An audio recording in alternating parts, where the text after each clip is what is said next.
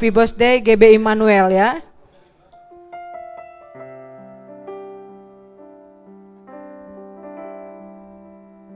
Ini pakai tip-tip lilin nggak?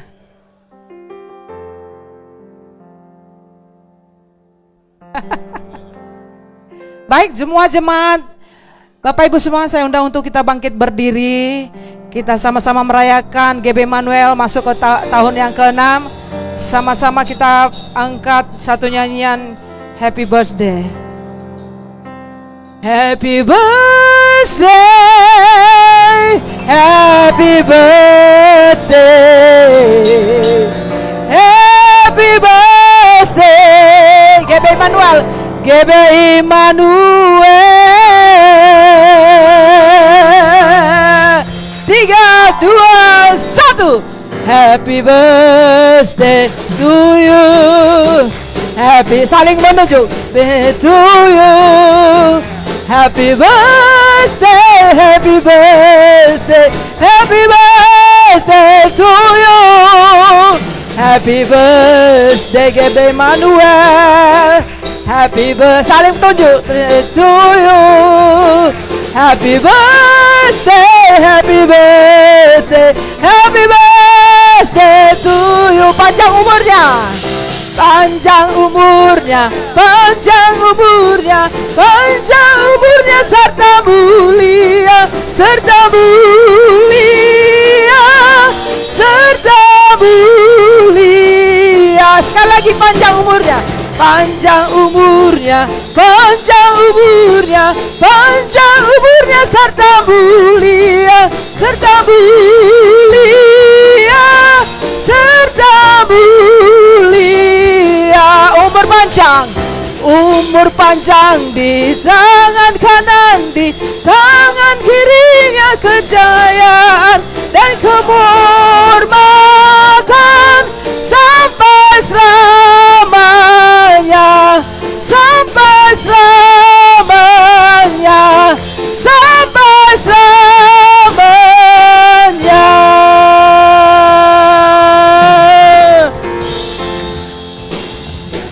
Baik Bapak Bu, kita akan dengarkan sambutan dari Bapak Gembala kita, sekalian nanti pemotongan kuenya. Oh, oke. Kita potong kue dulu ya. Ya. 3, 2, 1.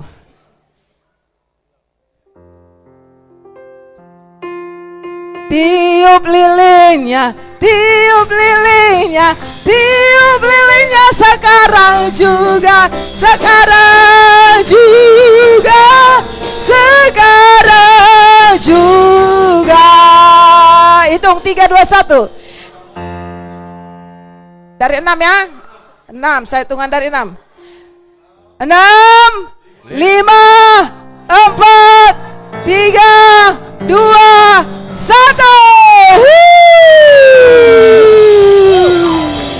Sekarang nyanyi potong kuenya. Potong kuenya, potong kuenya. Shalom. Puji Tuhan, kita merayakan hari ulang tahun GB Immanuel tepat hari ini, ulang tahun yang ke-6. Nah, tanda pemberian kue ini tanda terima kasih saya kepada rekan-rekan pelayanan dan jemaat, mewakili juga saudara semua. Ada Bu Ratna mewakili jemaat.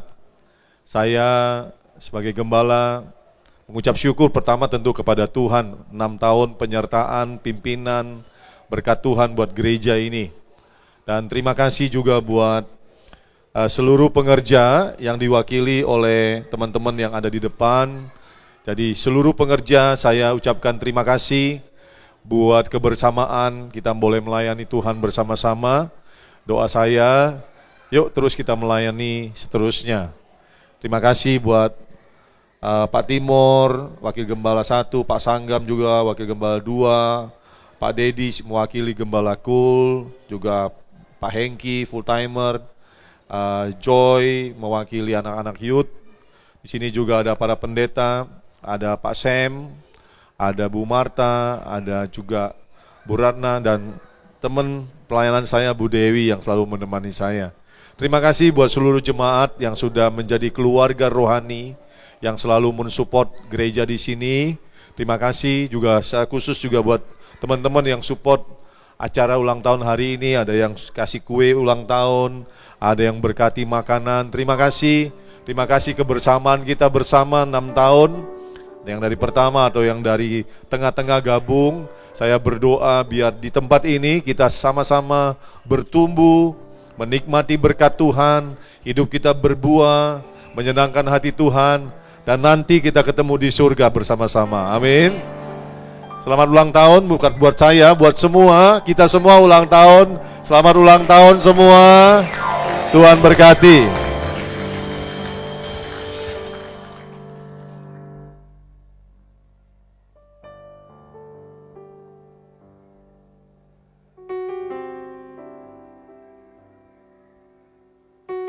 Ya jemaat Tuhan, nanti setelah pulang kita ada perjamuan kasih ya. Jadi jangan langsung pulang.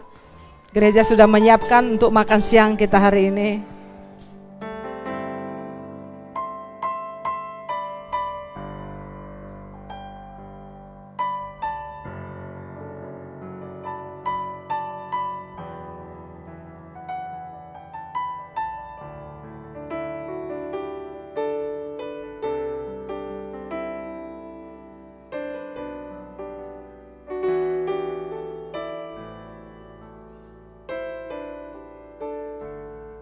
Itu Bu Ratna.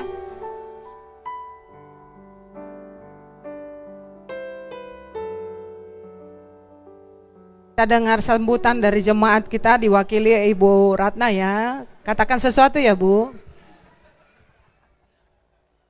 Salam. Ya, terima kasih atas berkat Tuhan. Pada saat siang hari ini kita bisa merayakan ulang tahun GBI Immanuel yang ke-6 di sini. Ya, saya merasa terhormat di sini mewakili jemaat, karena saya masih baru 4 tahun bergabung di sini.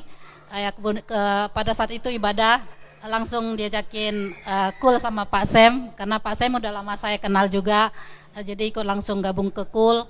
Jadi ya terima kasih saya diterima jadi bagian dari keluarga di sini. Begitu juga saya mengucapkan terima kasih buat Pak Gem dan Ibu Gem dan semua pengerja yang sudah dengan tulus ikhlas dalam pelayanan untuk pembimbingan dari jemaat, untuk pengajarannya juga untuk jemaat bisa bertumbuh dan bisa nanti masuk surga. Itulah kerinduan kami. Dan seluruh jemaat juga mari kita selalu rajin ini untuk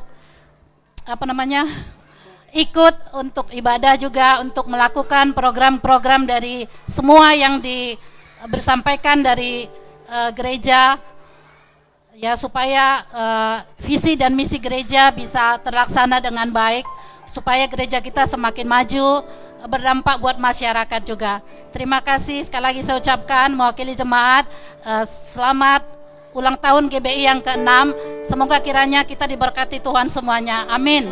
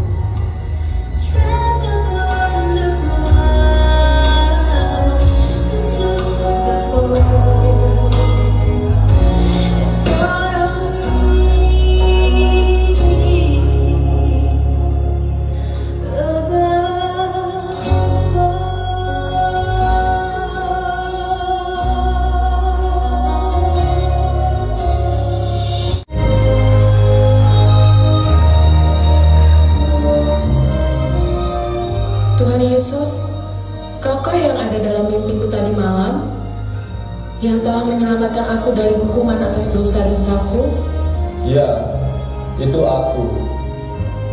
Hanya aku yang sanggup menyelamatkanmu. Rena, kau takkan mampu berusaha sendiri.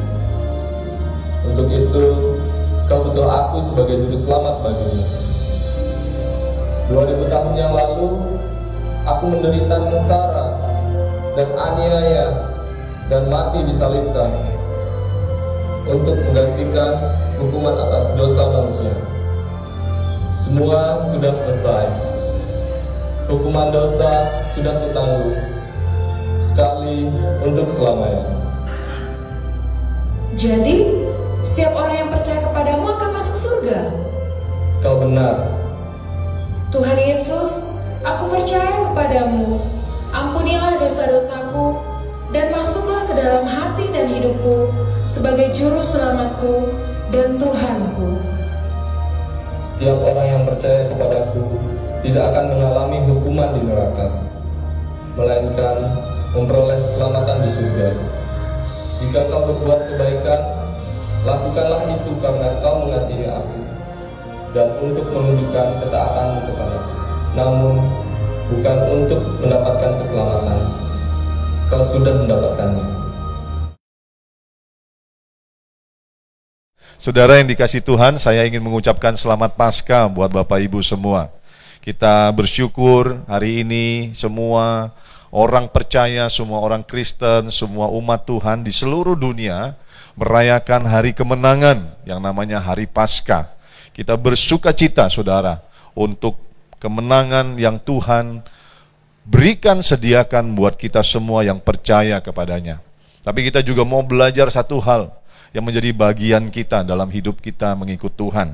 Nah, hari ini, saudara yang dikasih Tuhan, saya akan mengajak saudara, Bapak Ibu semua, untuk belajar firman Tuhan dengan tema Paskah, kebangkitan yang membawa kemenangan.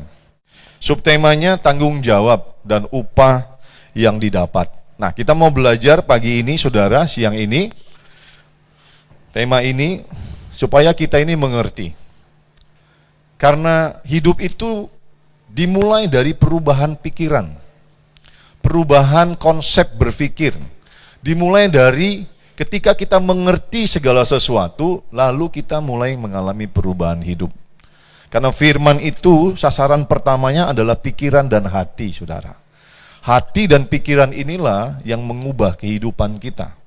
Makanya firman Tuhan berkata dalam Amsal 4 ayat 23, jagalah hatimu dengan segala kewaspadaan, karena dari situlah terpancar kehidupan.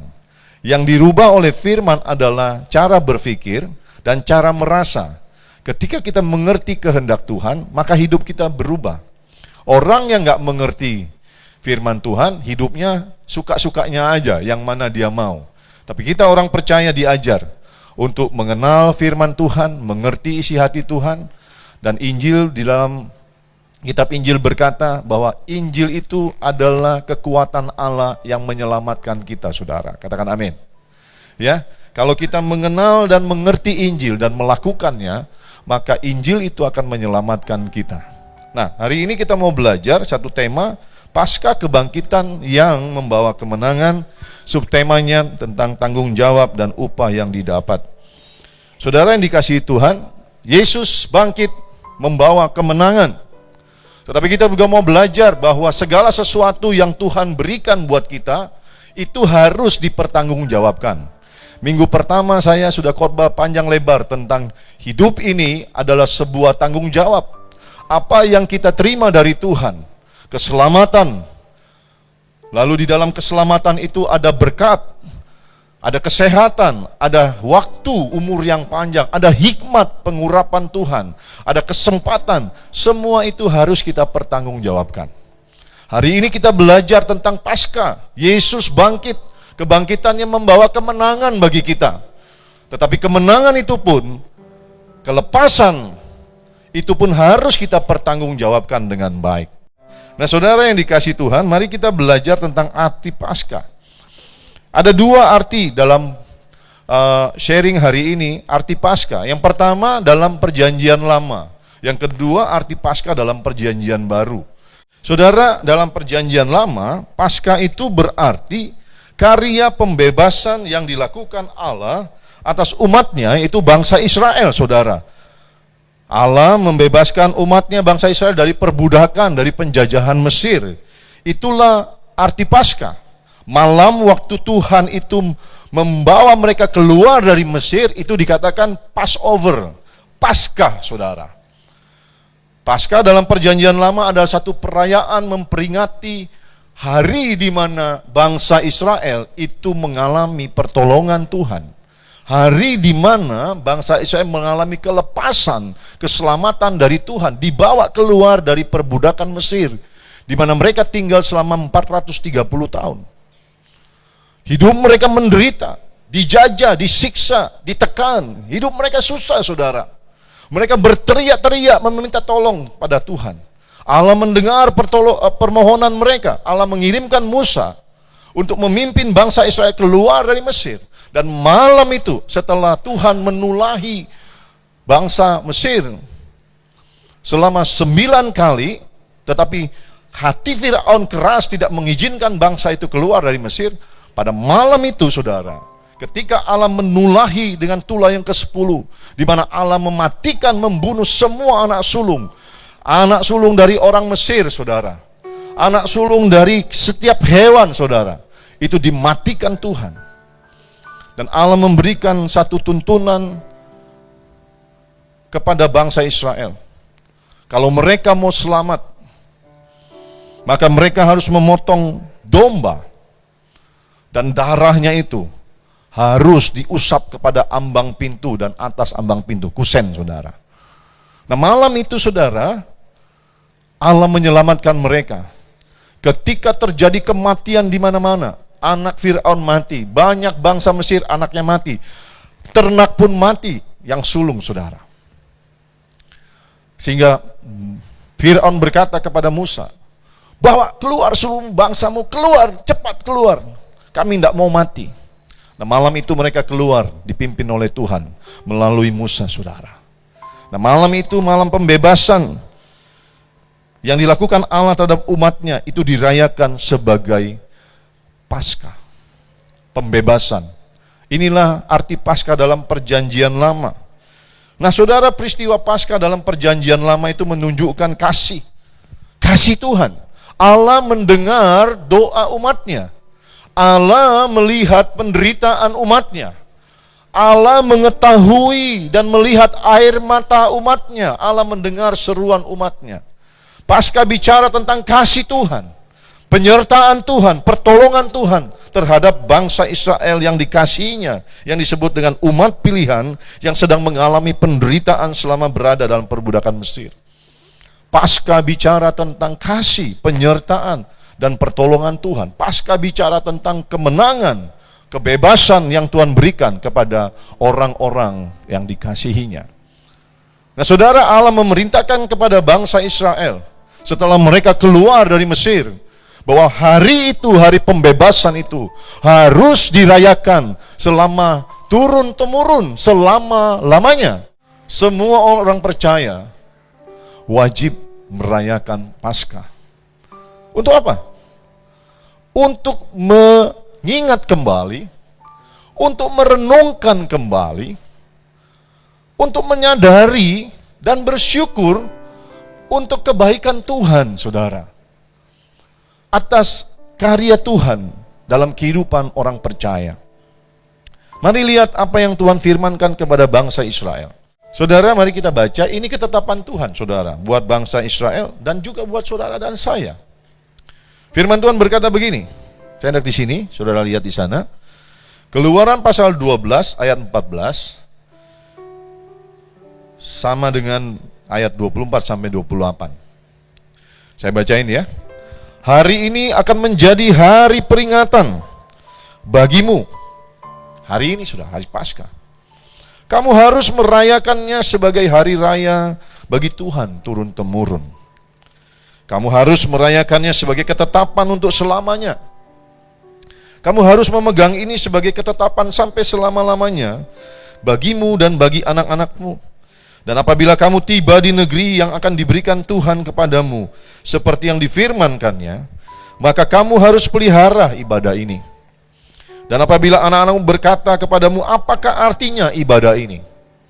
Maka haruslah kamu berkata, itulah korban Paskah bagi Tuhan yang melewati rumah-rumah orang Israel di Mesir, ketika ia menulahi orang Mesir tetapi menyelamatkan rumah-rumah kita. Lalu berlututlah bangsa itu dan sujud menyembah. Saudara, makanya kita peringati hari ini sebagai hari Paskah, saudara, untuk memperingati apa yang Tuhan lakukan, pembebasan terhadap umatnya. Kita mungkin memang bukan orang Israel yang mengalami tekanan, penjajahan, penderitaan di masa Mesir. Tetapi dalam kehidupan kita di dunia ini, kita banyak mengalami juga kesusahan, penderitaan, tekanan, saudara. Tuhan seringkali melepaskan kita. Tuhan seringkali menolong kita. Tuhan membebaskan kita dari masalah-masalah yang kita hadapi. Dan sudah sepatutnya, saudara, hari ini kita mengucap syukur kepada Tuhan dan mengingat kebaikan Tuhan dalam hidup kita. Amin. Yesus bangkit. Kebangkitannya membawa kemenangan bagi saudara dan saya. Nah, saudara yang dikasihi Tuhan, Tuhan memberikan perintah kepada bangsa Israel supaya merayakan, memperingati hari Paskah turun-temurun. Tuhan mengingatkan bangsa Israel supaya tidak lupa akan kebaikan Tuhan. Bahkan Tuhan berkata, jikalau kamu sudah masuk ke tanah yang kujanjikan. Tuhan berkata, jangan kamu lupa akan apa yang menjadi ketetapan Tuhan. Artinya kalau kamu sudah dibawa Tuhan keluar dari Mesir dan menikmati berkat-berkat dalam perjalananmu, menikmati janji Tuhan, jangan lupa bahwa Tuhanlah yang membuat kamu ada sebagai mana kamu ada. Hari ini Tuhan juga mau mengingatkan saudara dan saya. Dulu engkau mungkin miskin, engkau susah, engkau gak punya pengharapan, engkau gak bisa apa-apa, tapi hari ini hidupmu lebih baik dari masa lalu. Di hari Paskah ini Tuhan mengingatkan kita, jangan lupa sama Tuhan yang membuat kita ada hari ini. Ingat dulu kita nggak punya apa-apa. Kita bukan siapa-siapa, saudara. Tapi hari ini kita hidup dengan segala kebaikan Tuhan. Makanya kita memperingati hari Paskah, hari kemenangan, hari kelepasan. Amin. Nah, saudara yang dikasihi Tuhan, masih di perjanjian lama. Kita mau belajar. Ketika Tuhan sudah membebaskan mereka dari penjajahan Mesir, Tuhan sudah membawa mereka keluar dari Mesir dengan janji tanah perjanjian yang berlimpah susu dan madunya. Mari lihat, apa ketetapan Tuhan tentang Paskah? Apa kewajiban dan tanggung jawab yang harus dilakukan untuk merayakan Paskah? Siapa yang boleh ikut merayakan Paskah? Siapa yang boleh ikut merayakan kemenangan, kelepasan, dan pertolongan Tuhan? Mari kita belajar bersama-sama. Tuhan menuliskannya dalam kitab Keluaran ayat 21 sampai 23. Tuhan suruh rayakan Paskah, tapi juga ada aturan main. Tuhan itu begitu detail, saudara. Saudara bisa baca di layar. Lalu Musa memanggil semua tua-tua Israel serta berkata kepada mereka, pada malam itu ya, pergilah, ambillah kambing domba untuk kaummu dan sembelilah anak domba Paskah. Kemudian kamu harus mengambil seikat hisop dan mencelupkannya dalam darah yang ada dalam sebuah pasu. Dan darah itu harus kamu sapukan pada ambang atas dan pada kedua tiang pintu. Seorang pun dari kamu tidak boleh keluar dari pintu rumahnya sampai pagi. Dan Tuhan akan menjalani Mesir untuk menulahinya apabila ia melihat darah pada ambang atas dan pada kedua tiang pintu itu. Maka Tuhan akan melewati pintu itu dan tidak membiarkan pemusnah masuk ke dalam rumahmu untuk menulahi.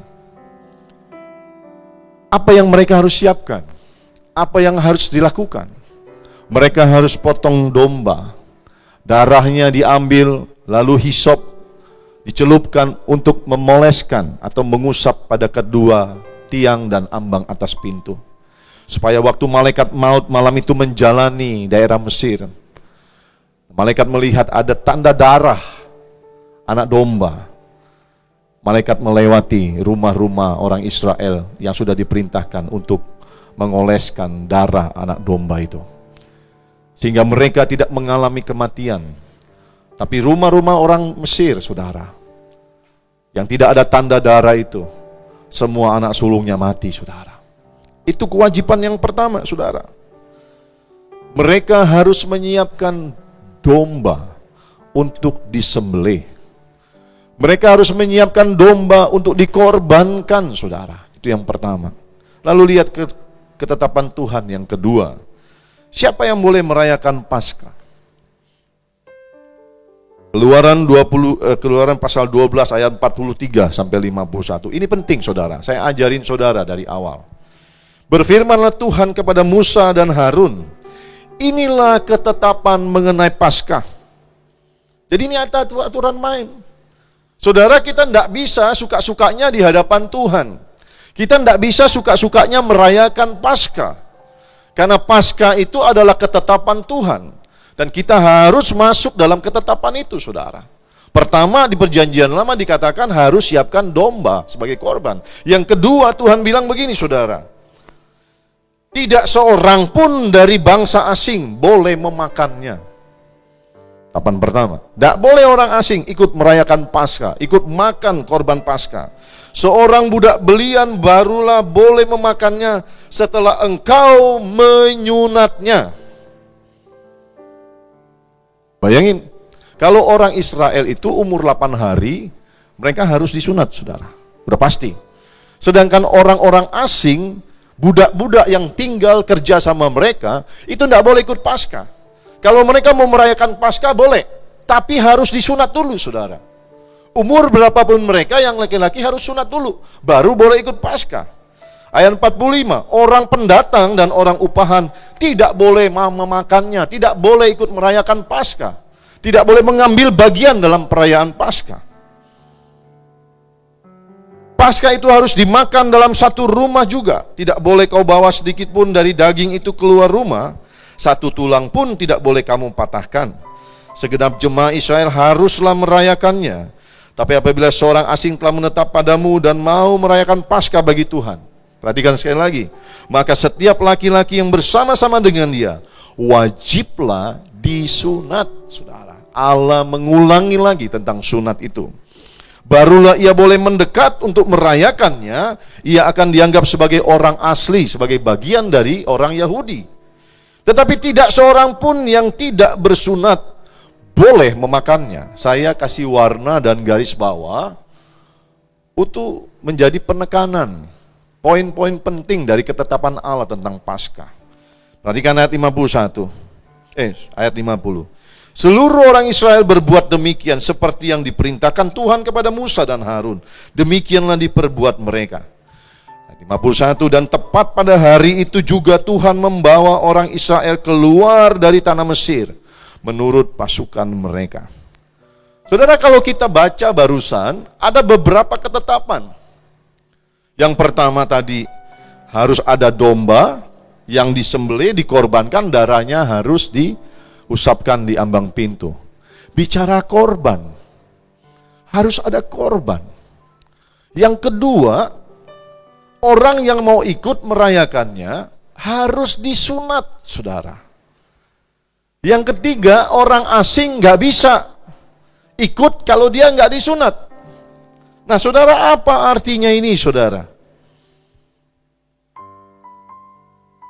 Korban bicara tentang sesuatu yang kita bawa kepada Tuhan. Dan kita persembahkan dengan sikap hati yang hormat, dengan sikap menyembah kepada Tuhan. Itulah korban. Jadi kalau saudara dan saya di zaman perjanjian baru ini mau ikut merayakan Paskah, engkau harus datang dengan sikap hormat.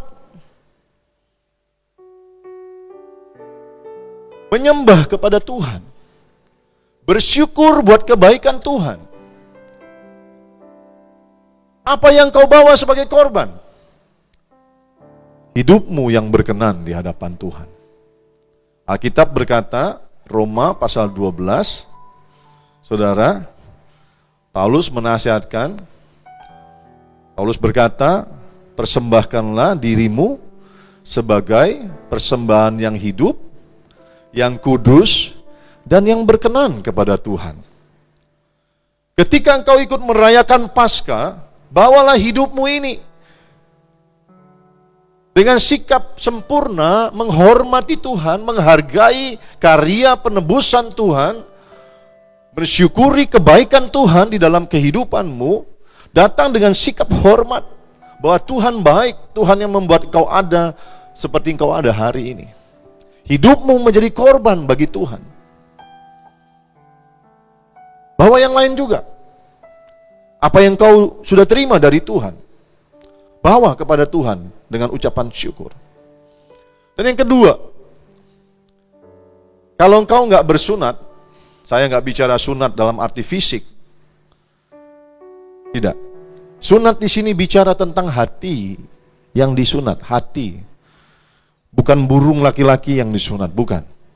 Kalau zaman perjanjian lama memang sunat, betul-betul setiap laki-laki harus disunat, budak orang asing harus disunat ketika mereka ingin ikut merayakan Paskah, ingin mengalami juga kemenangan yang Tuhan sediakan.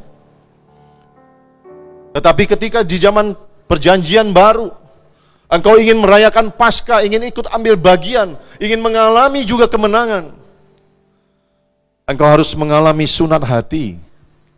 Apa artinya sunat? Engkau membuang segala kenajisan, segala dosa, semua hal-hal yang tidak berkenan di hadapan Tuhan, engkau harus buang sebelum engkau datang merayakan Paskah. Engkau gak bisa duduk di sini merayakan Paskah sementara dosa yang kau sembunyikan dalam hidupmu. Tidak bisa, saudara. Tuhan tidak berkenan. Engkau gak bisa datang dengan tidak menghormati Tuhan. Engkau tidak bisa datang seenaknya tanpa menghargai ketetapan Tuhan. Makanya firman Tuhan berkata, sebelum engkau beribadah, sebelum engkau datang membawa persembahan syukur kepada Tuhan, periksa hatimu, periksa hidupmu. Adakah ganjalan, adakah dosa yang masih engkau bawa? Dan sebelum engkau datang menyembah Tuhan, bawa persembahan, pergi dulu, kata Tuhan. Kalau ada ganjalan, bereskan dengan orang tersebut ganjalan itu. Kalau ada dosa, mintakan ampun kepada Tuhan, supaya kita layak di hadapannya untuk merayakan Paskah ataupun ketika kita membawa persembahan dalam ibadah-ibadah kita. Saudara tidak bisa beribadah sementara engkau suka berzina di luar, masih simpan istri muda. Tidak bisa, saudara. Saudara tidak bisa menyanyi haleluya, haleluya, sementara di rumah engkau doyan nonton video porno. Tidak bisa, saudara. Saudara nggak bisa menyembah Tuhan sementara hatimu masih mengganjal terhadap seseorang. Engkau menyimpan marah, dendam, dan kecewa. Tidak bisa, saudara. Allah menerapkan satu ketetapan. Siapa yang mau ikut perayaan Paskah, siapa yang mau mengalami kemenangan yang Tuhan sediakan, kelepasan, engkau harus sunat. Sunat hati. Supaya engkau layak di hadapan Tuhan. Jadi hari ini saya tidak tahu, Tuhan yang tahu kehidupan saudara. Saudara pribadi yang tahu siapa saudara sebenarnya. Bereskan di hadapan Tuhan. Jangan hidup di dalam dosa. Pak Sanggam hari Jumat berkata, kita menerima keselamatan itu tidak melakukan apa-apa, anugerah. Tapi keselamatan hilang ketika kita melakukan sesuatu yang melanggar firman. Saudara yang dikasihi Tuhan, mari ikuti ketetapan Tuhan tentang Paskah. Hari ini saya percaya semua bersuka cita akan Paskah. Tapi mari belajar ketetapan Tuhan tentang Paskah. Gak semua orang bisa merayakan dan mengalami kemenangan yang Tuhan sediakan. Harus sunat hati. Hidupmu jadi persembahan yang berkenan. Seperti anak domba yang darahnya dicurahkan lalu diambang pintu itu, diusapkan. Engkau harus sunat hati setiap hari. Setiap hari kita bikin dosa tanpa kita sadari ataupun secara sengaja. Tapi kita harus minta ampun setiap waktu. Tuhan punya anugerah yang besar. Tuhan memberikan kesempatan untuk bertobat. Bertobat, saudara. Bertobat itu artinya menyadari kesalahannya, menyadari dosanya, minta ampun sama Tuhan, dan tidak dilakukan lagi. Tapi kalau engkau tahu salah, minta ampun, besok bikin lagi, minta ampun, besok bikin lagi, itu bukan bertobat. Itu tomat namanya. Tobat, kumat, dan tobat kumat. Itu kurang ajar sama Tuhan. Jangan permainkan Tuhan. Kitab Galatia berkata, jangan sesat. Allah tidak mau dipermainkan. Apa yang kamu tabur, itu yang kamu tuai, kata Tuhan. Jelas peringatan Tuhan. Tuhan punya kasih karunia yang besar, pengampunan yang disediakan. Tapi jangan permainkan Tuhan. Amin. Nah, kita bersuka cita akan Paskah. Tapi kita harus mengerti aturan main tentang Paskah, saudara. Saudara yang dikasih Tuhan yang lama bergereja di sini. Saya sebagai gembala punya prinsip. Kebaikan, kemurahan, anugerah, kasih Tuhan itu diajarkan kepada jemaat. Harus. Tapi juga harus seimbang dengan ketegasan Tuhan. Jadi kasih dan ketegasan Tuhan itu diajarkan kepada jemaat. Apa yang Tuhan sudah lakukan bagi kita, itu disampaikan kepada jemaat.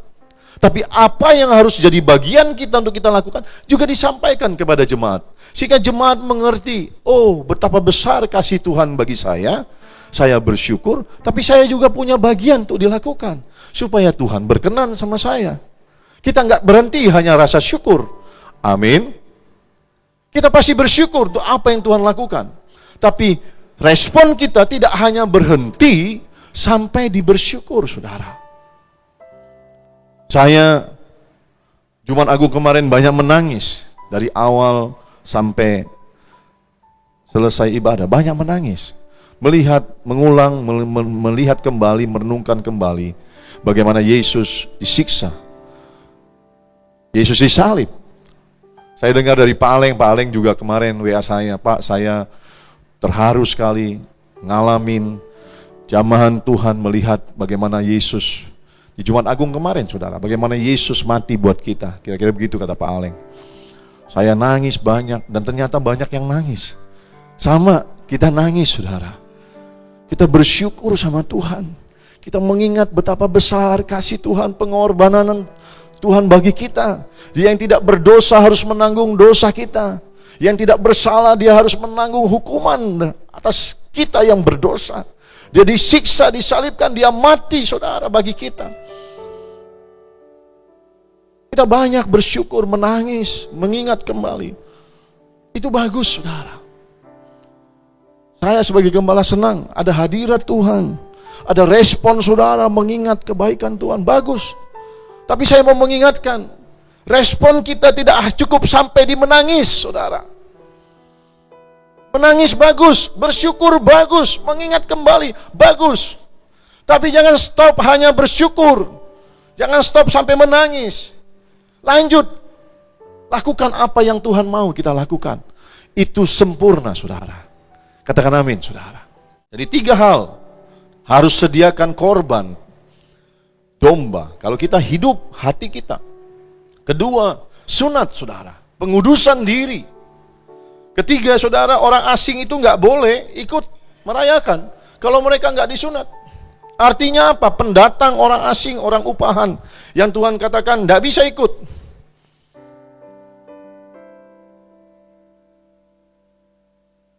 Nih, di sini ayat 48. Tapi apabila seorang asing telah menetap padamu dan mau merayakan Paskah bagi Tuhan, maka setiap laki-laki yang bersama dia wajiblah disunat, saudara. Saudara yang dikasih Tuhan, artinya apa? Orang asing, orang upahan gak bisa. Haruslah mereka ikut disunat supaya mereka boleh mengambil bagian. Hanya orang-orang yang betul-betul percaya kepada Tuhan Yesus sebagai Tuhan dan Juru Selamat, itulah yang boleh merayakan Paskah. Yang betul-betul percaya. Apa artinya, Pak? Kalau orang percaya itu, cirinya apa? Dia taat melakukan firman. Saya orang Kristen, Pak. Betul Kristen? Tunjukkan dong dari hidupmu, dari karaktermu Kristen. Inilah yang dimaksud orang asing. Dia tinggal bersama orang Yahudi, tetapi dia bukan orang Yahudi. Kenapa? Gaya hidupnya berbeda dengan orang Yahudi. Pola pikirnya, konsep hidupnya, karakternya beda dengan orang Yahudi. Ada orang upahan yang hanya datang untuk kepentingan dapat upah. Nah yang begini nggak bisa ikut Paskah. Saudara boleh punya nama Matius, KTP saudara Kristen. Saudara ada duduk dalam jemaah. Saudara berkata saudara percaya kepada Tuhan. Buktikan bahwa engkau betul-betul anak Tuhan. Betul-betul orang percaya. Kalau dalam perjanjian lama dikatakan, buktikan engkau betul-betul orang Yahudi. Caranya apa? Sunat. Dalam perjanjian baru, buktikan engkau Kristen. Caranya gimana? Hidup menurut kehendak Tuhan. Itulah arti Kristen. Karena Kristen sendiri artinya pengikut Yesus. Ngikutnya bukan cuma ikut di belakang, saudara. Bukan ngikut itu maksudnya, saudara. Pengikut Yesus itu bukan Yesus di depan, dia di belakang ikut-ikutan. Bukan. Pengikut Yesus artinya memiliki karakter seperti Kristus. Memiliki pola hidup seperti Kristus. Memiliki tujuan hidup seperti Kristus, saudara. Itu yang dimaksud dari Alkitab ini, saudara. Kata Kristen itu tidak bermakna, oh KTP-mu Kristen, namamu Kristen. Bukan. Tapi engkau pengikut Kristus karena engkau memiliki karakter Kristus. Tujuan yang hidup yang sama seperti Kristus. Gaya hidup seperti Kristus. Baru boleh ikut Paskah. Baru bisa ngalami kemenangan dan kelepasan yang Tuhan sediakan. Boleh saja di gereja saudara angkat tangan bersuka cita. Tapi kalau saudara nggak betul-betul menjadi orang Kristen sesuai standar Tuhan, keluar dari gereja, dalam kehidupanmu hari demi hari, kekalahan demi kekalahan, penderitaan demi penderitaan, kesusahan demi kesusahan, kegagalan demi kegagalan, itu yang saudara alami. Padahal Yesus menang, dia bangkit, dia membawa dan menyediakan kelepasan, kemenangan, keselamatan bagi saudara dan saya yang betul-betul percaya. Kata percaya itu dibuktikan dengan perbuatan. Iman tanpa perbuatan sia-sia, saudara. Bagaimana saya menilai standar imannya Pak Eben? Bagaimana saya menilai standar imannya daripada Pak Jamer? Saya tidak bisa ukur pakai termometer, saya tidak bisa ukur pakai penggaris, saudara. Tapi saya bisa lihat dari buah kehidupannya, karena Alkitab berkata, dari buahnya lah kita tahu siapa dia. Dari buahnya lah kita tahu bagaimana orang itu mengikut Tuhan. Dia Kristen sejati atau Kristen-Kristenan. Dia orang asing, dia orang upahan, atau dia betul-betul umat pilihan Tuhan. Tidak habis sembarangan ikut Paskah, saudara. Saya tidak larang saudara ikut Paskah di sini. Tapi mari belajar esensi yang benar dari perayaan Paskah itu sendiri. Bagaimana mengikutinya dengan benar. Bagaimana memperingati dan merayainya dengan benar. Supaya kita boleh ngalami kelepasan, kemenangan yang Tuhan sediakan bagi kita. Amin. Nah saudara yang dikasihi Tuhan, bangsa Israel itu, saudara, Tuhan berikan kelepasan. Mereka ngalami Paskah hari itu. Passover, keluar 600.000 orang lebih keluar dari Mesir dengan tujuan tanah perjanjian, saudara, dilepaskan, dibebaskan, bahkan diberkati Tuhan. Karena Tuhan bilang ini, waktu kamu keluar, kamu minta emas sama orang Mesir, aku akan bikin bangsa Mesir itu bermurah hati, jadi mereka minta emas. Tuhan kasih bekal, berkat, saudara, keluar menuju tanah perjanjian, melewati padang gurun. Tapi lihat, perhatikan saya. Kelepasan yang Tuhan berikan, pertolongan Tuhan yang sudah Tuhan lakukan, kemenangan yang Tuhan sediakan, dan janji Tuhan tanah perjanjian berlimpah susu dan madu. Mereka gagal. Perhatikan saya. Mereka gagal masuk tanah perjanjian. Dari mereka yang keluar dari Mesir, hanya 2 orang yang masuk tanah perjanjian, Joshua dan Kaleb. Yang lain mati di padang gurun. Hanya anak-anak yang berumur 20 tahun ke bawah yang bisa ikut masuk ke tanah perjanjian. Yang lain mati, saudara. Kenapa? Karena mereka tidak melakukan tanggung jawab yang Tuhan sudah sediakan dan berikan kepada mereka. Perhatikan saya sekali lagi. Tuhan sudah berikan kelepasan. Tuhan sudah berikan kemenangan. Tuhan sudah tolong mereka. Tuhan sudah sediakan tanah perjanjian.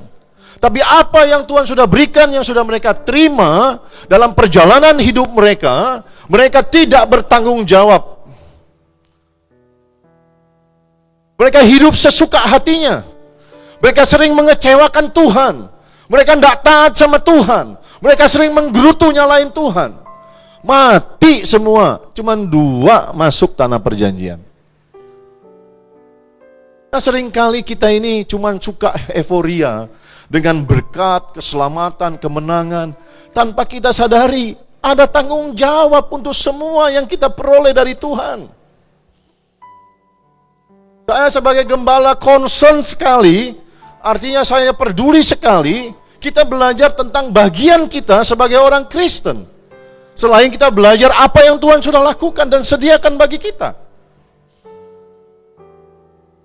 Supaya kita nggak gagal masuk surga, saudara. Karena waktu kita dibebaskan dari hukuman dosa, waktu kita terima keselamatan, percaya Yesus sebagai Tuhan dan Juru Selamat, mendapatkan jaminan tiket ke surga, kita belum mati, saudara.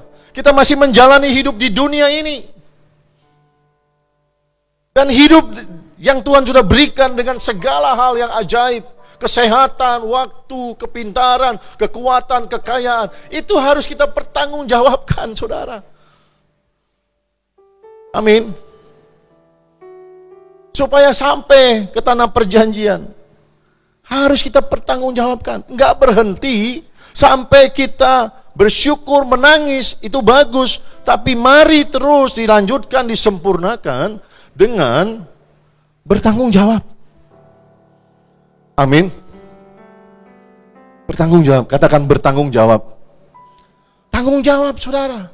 Lakukan apa yang Tuhan mau kita lakukan. Lakukan apa yang menjadi bagian kita. Lakukan apapun yang menjadi ketetapan Tuhan. Lakukan apa yang menjadi kepentingannya Tuhan. Semua yang saudara terima dari Tuhan hari ini harus dipertanggungjawabkan di hadapan Tuhan dengan baik. Mari kita lihat Paskah dalam perjanjian baru. Saudara, perjanjian baru, Paskah dalam perjanjian lama merupakan gambaran dari Paskah dalam perjanjian baru. Perjanjian lama ada anak domba yang dipotong, dikorbankan, dan darahnya diusapkan ke ambang pintu supaya malaikat maut tidak masuk ke rumah bangsa Israel. Tidak ada maut di situ, tapi ada keselamatan. Ada domba yang dikorbankan. Itu gambaran dari Paskah perjanjian baru. Perjanjian baru kita tidak lagi siapkan domba. Nah, Yesus sendiri menjadi anak domba Allah yang dikorbankan bagi kita. Bapa mengirim Yesus untuk menjadi anak domba Allah yang dikorbankan, untuk menebus saudara dan saya, untuk menyucikan saudara dan saya, untuk menyelamatkan kita dari hukuman kekal, untuk memberikan kita hidup yang baru. Janji akan hidup kekal di surga, saudara. Yesus menjadi anak domba Allah. Makanya Paskah perjanjian lama menjadi gambaran dari Paskah perjanjian baru, saudara. Saudara yang dikasihi Tuhan, dalam perjanjian baru, Paskah berarti, saudara bisa baca di sana. Paskah berarti kebangkitan Kristus dari kematian, mengalahkan maut, dan membawa atau memberikan kemenangan, kelepasan, dan keselamatan bagi kita yang percaya kepadanya. Saya kasih penekanan di sini, bagi kita yang percaya kepadanya. Percaya di sini bukan percaya setengah percaya, tapi sungguh-sungguh percaya akan apa yang Yesus sudah lakukan bagi kita. Paskah tidak ada artinya buat orang yang nggak percaya. Di luar sana banyak yang nggak percaya, saudara. Ya udah, urusan mereka sama Tuhan. Tapi bagi kita, Paskah itu sangat berarti. Kalau Yesus nggak bangkit, sia-sia iman kita, saudara. Yesus mati nggak bangkit, percuma kita ikut Yesus. Percuma. Tapi kita bangga punya Allah yang hidup, Allah yang berkuasa. Dia mati bagi kita, sesuai dengan kehendak Allah, tapi 3 hari kemudian dia bangkit untuk menunjukkan kepada saudara dia Allah yang hidup, Allah yang perkasa, Allah yang hebat. Dia bangkit, dia mengalahkan maut, dia mengalahkan kuasa kegelapan, dia bangkit, dia menang, dia memberikan kelepasan, dia memberikan keselamatan bagi saudara dan saya yang percaya kepadanya. Yang lagi saya mau bilang begini, kalau saya tanya saudara, siapa yang percaya? Pasti angkat tangan semua. Tapi saya mau katakan begini, kalau kita bilang kita percaya, Alkitab ada tulis saudara, siapa yang berkata dia mengenal Kristus? Saya bisa tambahin, siapa yang berkata dia percaya kepada Kristus? Ia wajib hidup sama seperti Kristus hidup. Jangan ngaku-ngaku orang Kristen. Jangan ngaku-ngaku orang percaya. Kalau hidupmu, engkau nggak berusaha sungguh-sungguh hidup sebagai orang Kristen sejati. Kita bisa pakai topeng. Kita bisa seolah-olah orang Kristen, tapi Tuhan tahu seperti apa kita. Amin. Ya. Saudara yang dikasihi Tuhan, Paskah itu berarti kebangkitan Kristus dari kematian mengalahkan maut dan membawa kemenangan, kelepasan dan keselamatan bagi kita orang yang percaya kepadanya. Paskah merupakan puncak karya penyelamatan dari Allah Bapa yang dikerjakan oleh Yesus bagi kita umat yang dikasihinya.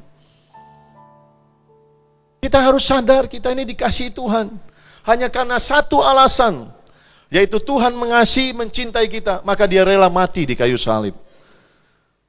Dia rela mati, disiksa, menanggung segala hukuman, siksaan, karena dia mengasihi saudara dan saya. Sudah sepatutnya kita membalas kasihnya Tuhan. Amin. Ya. Sudah sepatutnya kita membalas kasihnya Tuhan dalam hidup yang masih Tuhan beri kesempatan. Saya berkali-kali kasih contoh yang paling simpel saja. Kita nih harus tahu diri, jangan lupa diri, saudara. Kalau Tuhan begitu baik sama kita, kita tuh harus ingat, tapi tidak stop cuman ingat dan bersyukur, tapi harus balas kebaikan Tuhan. Walaupun kita tahu tidak mungkin kita balas semuanya, tapi setidaknya Tuhan melihat ada upaya, ada kesungguhan kita untuk menyenangkan hati Tuhan, membalas kebaikan Tuhan. Selalu pikirin, Tuhan mau apa ya? Tuhan pingin aku lakukan apa ya? Apa yang menyenangkan Tuhan dalam hidup ini ya? Aku mau lakukan. Saya pernah cerita, ada satu teman saya namanya Pak Ayong. Lebih tua dari saya umur 53, dia 57. Saya panggil dia Bos Ayong. Teman lama sekali.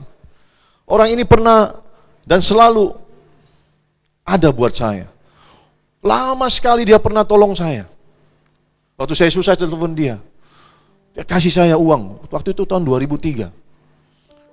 Saya cuma bilang, Yong, aku butuh bantuan. Dia kirim 70 juta kok nggak salah, lebih. Tahun 2003. Dan dia nggak pernah minta sama saya. Dia kasih saya. Dan selalu dia ada buat saya. Saya nggak pernah lupa. Setiap kali dia ke Batam, minta jemput, pasti saya jemput. Sesibuk-sibuknya saya. Kemarin saya lagi cuci mobil, saudara. Tiba-tiba dia telepon, Fer, lagi ngapain? Di Batam. Sibuk nggak? Nggak. Padahal saya capek sekali, karena paginya saya ngecat genteng lama, saudara. Capek sekali. Ngantuk-ngantuk saya di cucian mobil. Dia bilang, jemput ya, di airport. Saya mau ke Singapura. Selalu kalau dia minta tolong, karena saya ingat kebaikannya. Selalu saya bilang, iya. Saya jemput dia. Jemput, anterin ke Harbor Bay. Terus pulang. Itu hal simpel saja, saudara. Tuhan jauh lebih berjasa. Kita banyak hutang budi sama Tuhan. Mari kita ingat kebaikannya, tapi tidak cukup hanya sampai ingat dan bersyukur, menangis. Mari kita lakukan yang terbaik buat Tuhan. Mari kita hidup buat Tuhan yang sudah mati bagi kita, saudara. Kita seringkali hidup hanya untuk diri kita sendiri. Kepentingan kita, kesenangan kita. Mari rubah, hidupku milik Tuhan. Aku sudah ditebus dengan darah yang mahal. Mari baktikan hidupmu, berikan hidupmu, persembahkan hidupmu untuk Tuhan. Amin. Saudara yang dikasihi Tuhan, mari kita lanjutkan. Saudara, Paskah merupakan puncak karya penyelamatan dari Allah Bapa yang dikerjakan Yesus Kristus bagi kita. Paskah merupakan ungkapan kasih dan anugerah Tuhan bagi kita. Dimulai dari kematian Yesus sampai kepada kebangkitannya. Itu makna Paskah dalam perjanjian baru. Saya juga ingin menambahkan sesuai dengan tema khotbah bulan ini. Paskah juga bicara tentang tanggung jawab. Yesus mengambil tanggung jawab dosa, hukuman manusia dipikulkan kepada dia. Dia tanggung di kayu salib, saudara. Itu Yesus bertanggung jawab. Berat bagi Yesus, ya betul. Karena malam waktu dia mau disalibkan di Taman Getsemani, dia berkata, Bapa, seandainya cawan ini lalu daripadaku, tapi bukan kehendakku yang jadi, melainkan kehendakmu yang jadi. Dia tahu itu berat, susah. Dia tahu salib itu gak gampang. Tapi dia menunjukkan tanggung jawabnya. Dia pikul semuanya. Karena memang itu tanggung jawab yang Bapa berikan kepadanya. Itu sebabnya Bapa mengirim dia ke dalam dunia dalam wujud manusia. 100% Tuhan, 100% manusia. Dia bertanggung jawab. Dia pikul dosa saudara dan saya. Dia tanggung segala hukuman yang harusnya kita pikul sebagai orang yang berdosa. Salib bicara tanggung jawab, saudara. Saudara yang dikasihi Tuhan, Yesus sudah lakukan bagiannya. Selesai, sempurna. Melalui kebangkitannya, dia memberikan keselamatan. Dia memberikan kelepasan. Dia memberikan hidup baru kepada kita. Dia memberkati kita. Dia sudah lakukan dan sampai hari ini dan selamanya dia akan terus lakukan bagiannya bagi kita. Mengasihi kita, menyertai, menolong kita. Tetapi saya mau ajarkan begini saudara. Kita mau belajar apa yang jadi bagian kita untuk kita pertanggungjawabkan. Amin. Jadilah orang Kristen yang bertanggung jawab, yang gak cuma mau menerima, tapi juga bisa memberi. Karena setiap yang kita terima dari Tuhan, itu harus kita pertanggungjawabkan. Rasul Paulus menuliskan dalam Filipi 3 ayat 10-11. Sudah bisa baca di layar? Rasul Paulus bilang begini, yang ku kehendaki ialah mengenal dia dan kuasa kebangkitannya dan persekutuan dalam penderitaannya, di mana aku menjadi serupa dengan dia dalam kematiannya, supaya aku akhirnya beroleh kebangkitan dari antara orang mati. Rasul Paulus menuliskan tentang bagaimana dia mengikut Tuhan. Dia bilang begini, yang ku kehendaki, keinginannya, kerinduannya, mengenal Kristus dan kuasa kebangkitannya dan persekutuan dalam penderitaannya. Rasul Paulus ini mengerti semuanya harus seimbang. Dia nggak cuma ingin mengenal kuasa kebangkitan, tapi juga dia tahu dia harus mengenal penderitaan Yesus. Bersekutu, ikut ngalami saudara. Dan dia tahu juga kalau dia mengenal Kristus, mengenal kuasa kebangkitan dan bersekutu dalam penderitaan Kristus, di mana aku menjadi serupa dengan dia dalam kematiannya. Ini hasilnya, akhirnya beroleh kebangkitan dari antara orang mati. Paulus mengajarkan kita konsep yang benar dalam mengikut Tuhan. Bukan cuma mau terima berkat, kemenangan, hore, haleluya. Enggak saudara. Paulus sudah ngajarin saudara dan saya jadi Kristen yang dewasa. Kristen yang mengerti tugas dan tanggung jawab sebagai orang Kristen sejati. Memiliki kerinduan untuk mengenal Tuhan.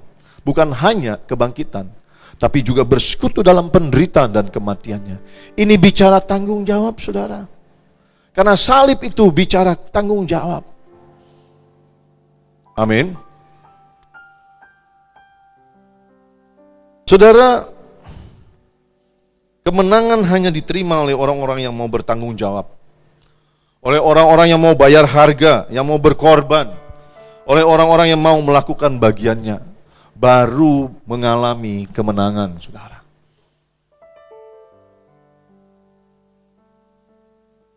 Banyak orang mau mengalami kebangkitan, kemenangan, tapi tidak mau mengalami kematian. Saudara dengarkan saya. Ini penting, dengarkan saya. Tidak ada kebangkitan tanpa kematian. Tidak ada. Yesus harus mati dulu baru dia bangkit. Tidak ada kemenangan tanpa pengorbanan. Saudara tidak mau korban, nggak mau bayar harga, mau suka-suka ikut Tuhan, tidak ada kemenangan dalam hidup saudara, tidak ada. Tidak ada upah tanpa tanggung jawab. Tidak ada kemuliaan tanpa salib. Tidak ada.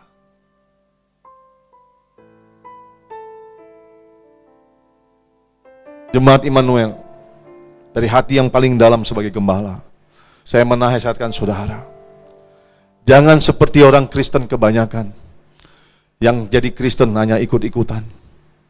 Jadilah Kristen yang sungguh-sungguh dalam hidupmu. Kristus menjadi yang utama, bukan kepentinganmu, bukan keinginan, bukan kesenanganmu, tapi kesenangan Kristus, kepentingan Kristus. Jadikan dia yang utama. Engkau jangan pusing dengan kehidupanmu. Tuhan akan bereskan itu kalau engkau sungguh-sungguh ikut Tuhan. Matius 6 ayat 33 berkata, tetapi carilah dahulu kerajaannya dan kebenarannya, kerajaan Allah dan kebenarannya, maka semua ditambahkan. Cari Tuhan, Tuhan akan bereskan persoalan hidupmu. Engkau akan mengalami kuasa kebangkitan Kristus, kemenangan, kelepasan dari Kristus. Tapi prioritaskan dia dalam hidupmu. Amin. Nah, saudara yang dikasihi Tuhan, banyak orang tidak mengambil tanggung jawab bukan karena tidak mampu, tapi tidak mau. Banyak alasan orang tidak mau mengambil tanggung jawab, bukan tidak mampu, bukan tidak bisa, tapi tidak mau. Allah tidak pernah paksa kita. Saya apalagi tidak bisa paksa saudara. Tapi segala sesuatu itu ada pertanggungjawabannya nanti di hadapan Tuhan. Dan saya mau bilang begini, kalau kita tidak bertanggung jawab, maka kita tidak akan mendapatkan upah yang layak, saudara. Amin. Saudara, Yesus memberi tanggung jawab, memberikan teladan tentang tanggung jawab. Yesus mendapatkan upah atau reward. Dia tanggung jawab mati di kayu salib. Karena dia bertanggung jawab, Bapa memuliakan dia. Dan Bapa memberikan karunia, nama di atas segala nama. Tertulis dalam Filipi pasal 2 ayat 8 sampai 11. Firman Tuhan berkata, dalam keadaan sebagai manusia, ia telah merendahkan dirinya dan taat sampai mati. Bahkan sampai mati di kayu salib. Tanggung jawab, saudara. Itulah sebabnya Allah sangat meninggikan Yesus dan mengaruniakan kepadanya nama di atas segala nama. Supaya dalam nama Yesus bertekuk lutut segala yang ada di langit dan yang ada di atas bumi dan yang ada di bawah bumi, dan segala lidah mengaku Yesus Kristus adalah Tuhan bagi kemuliaan Allah Bapa. Saudara, Yesus bertanggung jawab. Makanya Tuhan muliakan Yesus. Diberikan nama di atas segala nama. Yesus menjadi history maker. Nama Yesus dibicarakan dari abad ke abad sampai selama-lamanya.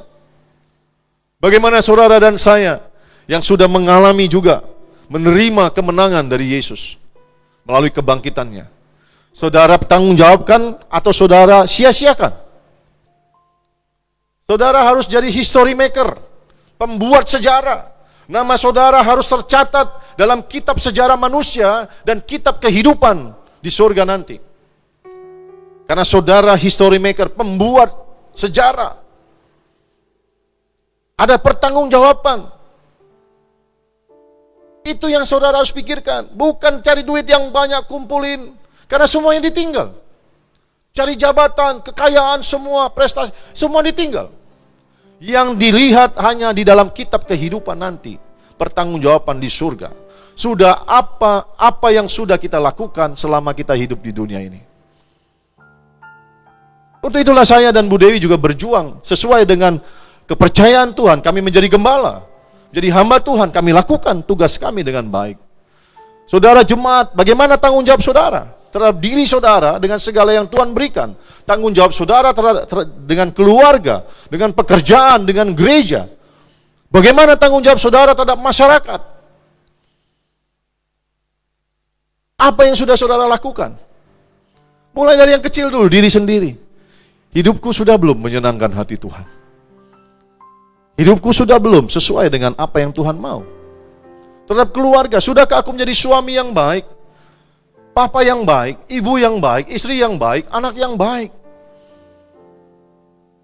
Terhadap gereja, apa kontribusiku terhadap gereja? Biarlah nama saudara tercatat sebagai salah satu tiang gereja.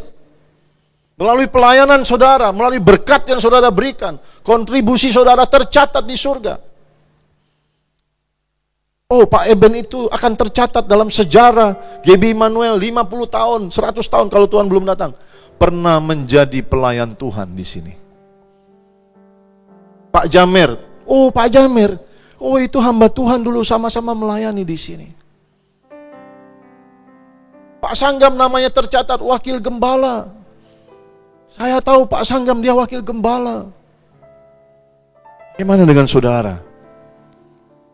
Apa tanggung jawab saudara terhadap gereja?